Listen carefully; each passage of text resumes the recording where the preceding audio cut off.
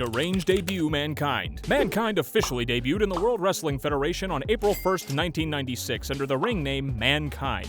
This version of the character was designed to evoke psychological horror. He wore a brown leather mask, ragged brown ring gear, and carried himself like a broken man. He frequently rocked back and forth, pulled out tufts of his own hair, and let out high-pitched squeals during matches.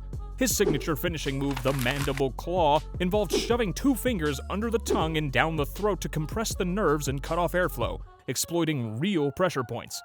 The hold stood out for bypassing traditional wrestling theatrics in favor of anatomical realism. In storyline, Mankind was presented as a deeply damaged recluse who lived in boiler rooms and communicated with rats. He entered matches to a haunting instrumental with the same melody reversed into a lullaby after his matches. His speech patterns were erratic, filled with cryptic references to childhood abandonment and a mysterious mommy figure. The portrayal suggested long-term psychological trauma without ever using clinical terms. Immediately after debuting, Mankind entered into a feud with The Undertaker. This decision elevated him instantly and established the character as a legitimate deranged threat. At King of the Ring 1996, Mankind cost The Undertaker a match, igniting a violent rivalry. It culminated in the inaugural Boiler Room Brawl at SummerSlam 1996. The match began in a real boiler room and ended in the ring after receiving an urn from Paul Bearer.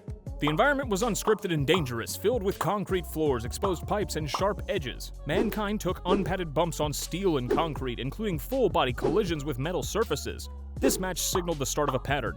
Foley would routinely absorb punishment others avoided, often without protective padding.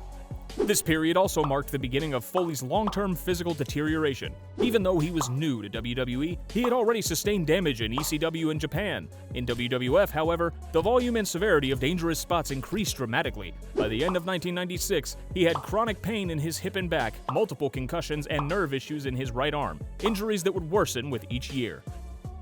Boiler Room Brawler, Tortured Soul. Following the Boiler Room Brawl at SummerSlam 1996, Mankind's character began to evolve beyond a one-dimensional monster. While still unpredictable and violent in ring, WWE started to explore his psychological backstory in more detail. After Paul Bearer betrayed The Undertaker and aligned with Mankind, the pairing shifted the character's dynamic. Mankind was no longer just a threat to others, he was also presented as a victim of lifelong emotional neglect and psychological abuse. His promos began referencing abandonment, failure, and rejection, particularly by his mommy, which became a recurring motif. In 1997, WWE ran a series of pre-taped sit-down interviews with Jim Ross that redefined how wrestling presented damaged characters. Unlike typical in-ring promos, these interviews were filmed in a quiet studio setting, allowing long-form, emotionally raw storytelling rarely seen in wrestling at the time. They peeled back the layers of Mankind's mental state, blending real elements of Mick Foley's past, such as being unpopular in school and yearning for acceptance, with fictional exaggerations. The line between character and performer began to blur, reinforcing the idea that Mankind's madness was a defense mechanism rather than pure evil. He spoke slowly, sometimes emotionally, and appeared more grounded, even as he recounted disturbing memories. The audience was not asked to cheer or boo, just to listen. These interviews created a shift in audience perception. Mankind, once feared, began earning sympathy.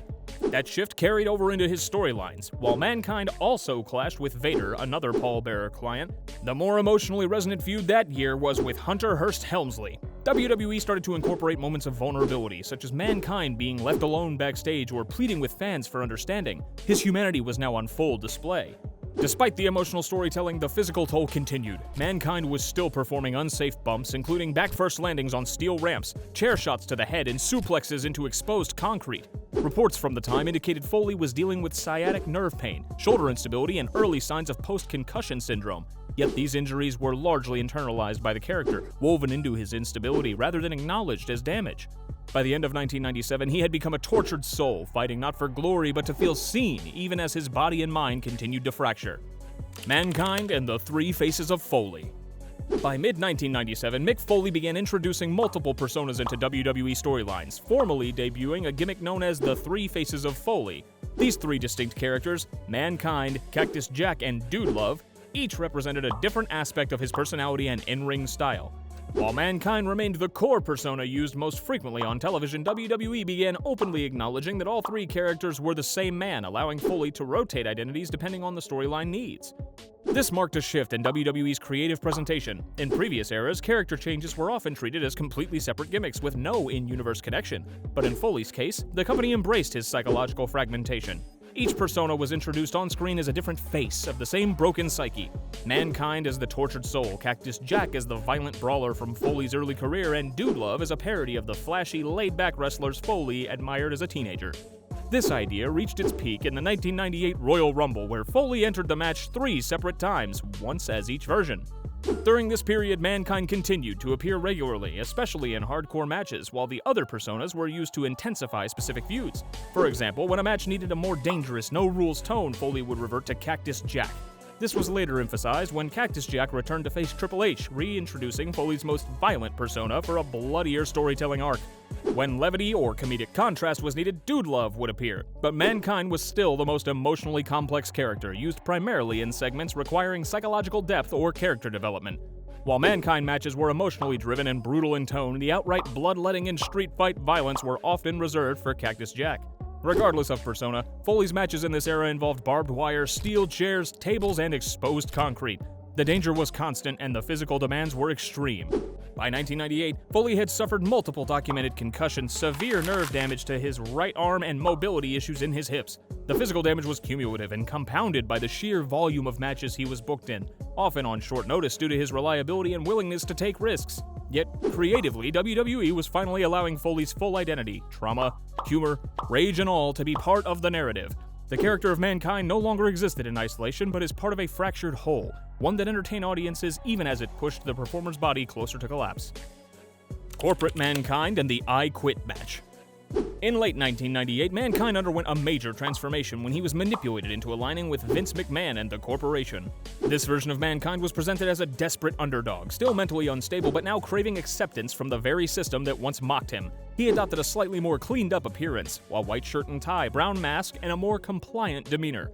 Though still dangerous in the ring, Mankind became a disposable asset in the corporation's larger battle against Stone Cold Steve Austin. The storyline painted Mankind as tragically gullible. He believed McMahon saw him as a friend and championed him as the new corporate face of WWE, but in reality he was being exploited for his loyalty and pain tolerance. This culminated in a series of matches against The Rock for the WWF Championship, with Mankind cast as the scrappy foil to The Rock's rising star status within the company's power structure. The feud reached its brutal apex at the 1999 Royal Rumble in an I Quit match for the WWF title. The rules were simple. The match could only end when one wrestler verbally said, "I quit," into a microphone. During the match, Mankind was handcuffed and then subjected to 11 unprotected chair shots to the head by The Rock. The Rock delivered far more chair shots than had been agreed to before the match, escalating the violence beyond what Foley or WWE medical staff had anticipated. The audio of Mankind saying "I quit" was later revealed to be pre-recorded. He never actually gave up during the match. This bout is now widely cited as one of the most disturbing in WWE history, not only for its physical toll, but for its real-world emotional consequences. Foley's wife and children were in the front row during the match and were visibly traumatized by what they witnessed. Footage of their reactions would later be included in the 1999 documentary Beyond the Mat, further exposing the emotional price of Foley's performance. Following the Royal Rumble, Foley's health was in serious decline. He experienced memory issues, disorientation, and persistent headaches consistent with post-concussion syndrome.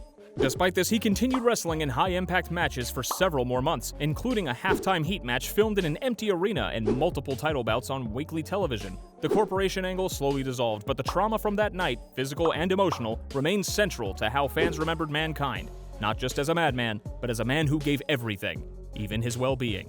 Rock and Sock Mankind. In mid-1999, following months of physical punishment and emotional manipulation, Mankind's character took another unexpected turn, this time toward comedy and reluctant friendship.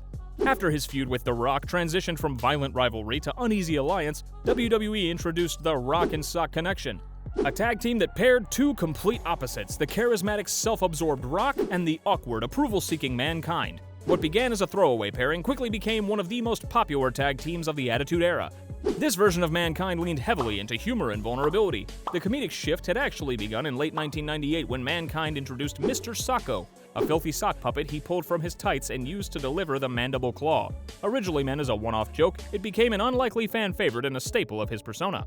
He wore the same corporate shirt and tie combo but softened his behavior. Promos were filled with misguided enthusiasm and misplaced trust, especially toward The Rock. Despite The Rock's constant mockery, Mankind genuinely believed they were close friends. This dynamic created a blend of pathos and comedy. Mankind was endearing because of how much he wanted to be liked, even by someone who barely tolerated him. Together, they captured the WWF Tag Team Championships on 3 occasions, solidifying the team's status as both entertaining and competitive. The team's popularity exploded following the September 27, 1999 episode of Raw is War, which featured the now infamous This Is Your Life segment. In this segment, Mankind attempted to throw a birthday-style celebration for The Rock, bringing out people from his past, including an old teacher, a high school sweetheart, and his football coach. The segment ran over 20 minutes, an unusually long promo even for the Attitude Era, and drew the highest rating for a non-wrestling segment in Raw history at the time. The comedic timing, audience investment, and character chemistry elevated both performers in the eyes of fans. Although this Mankind was portrayed as more harmless and eccentric, the physical consequences of his earlier matches lingered. He participated in fewer hardcore bouts during this run, but his mobility was noticeably reduced. He struggled with chronic hip pain and neurological symptoms, including numbness in his right hand and delayed reaction times in the ring. WWE began limiting his bump schedule, often booking him in tag matches to protect his body. While the Rock and Sock Mankind was less violent, the emotional resonance remained. Fans connected to Mankind's desire for friendship and validation. Underneath the comedy, this version of the character represented something deeper. A man who had suffered immensely, both physically and mentally, yet still believed in loyalty and connection. He was no longer just a monster in the boiler room or the corporate scapegoat, he was the heart of the show. Veteran Mankind and retirement matches. By early 2000, Mick Foley's body had reached its physical limit. Years of concussion, spinal trauma, and joint damage had made his mobility visibly impaired. WWE began positioning him for retirement, using the Mankind character one final time in a series of high-stakes matches that blended storyline closure with real-life consequence. In January 2000, Foley briefly retired the Mankind persona on screen and brought back Cactus Jack to reignite a violent feud with Triple H. Though presented as Cactus Jack, the emotional and physical toll was inseparable from what Mankind had already endured, and fans recognized the match as a culmination of Foley's entire career. At Royal Rumble 2000, Foley faced Triple H in a brutal street fight at Madison Square Garden. The match featured street chairs, barbed wire bats, thumbtacks, and exposed wooden ring boards. Foley took several high-impact bumps, including a suplex onto thumbtacks, despite barely being able to run the ropes due to his degeneration. Just 1 month later, at No Way Out 2000, Foley competed in a Hell in a Cell match against Triple H with his career on the line. The match was designed to be his send-off, and it ended with Foley taking a flat-back bump through the roof of the cell, crashing through the ring canvas, a visual callback to his infamous fall in 1998. This spot was extremely risky given his condition, and nearly every backstage agent had advised against it, but Foley insisted on delivering a final moment that would symbolize the end of an era. After losing the match, Foley officially retired as an active wrestler, and the Mankind persona was shelved. His exit was acknowledged both in storyline and in real life, with tributes aired on television and recognition from WWE executives. His injuries had progressed to the point where continued in-ring performance posed serious long-term health risks. He suffered from advanced osteoarthritis, memory issues related to head trauma, and chronic nerve pain that made basic daily movements difficult.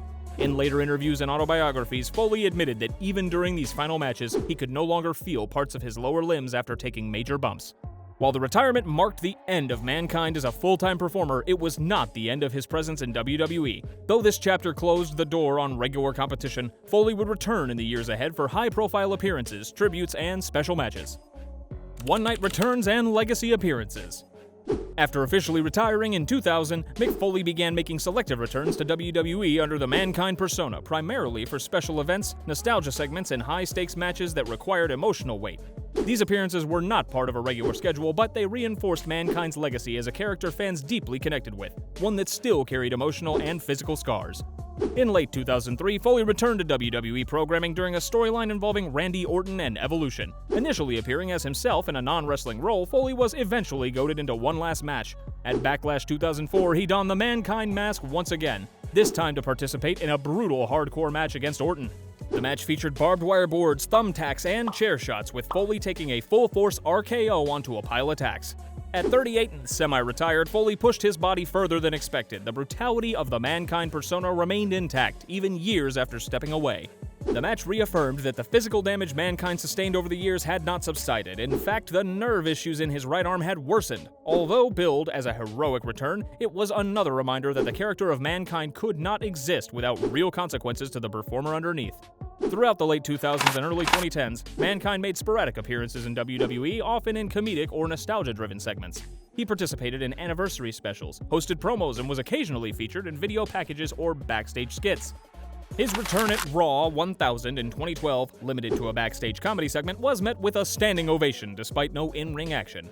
During this period, Foley also began speaking more openly about the toll his career and particularly the Mankind persona had taken on his personal life. In interviews and books, he detailed sleep disorders, memory loss, balance issues, and the strain that his wrestling lifestyle placed on his relationship with his wife and children.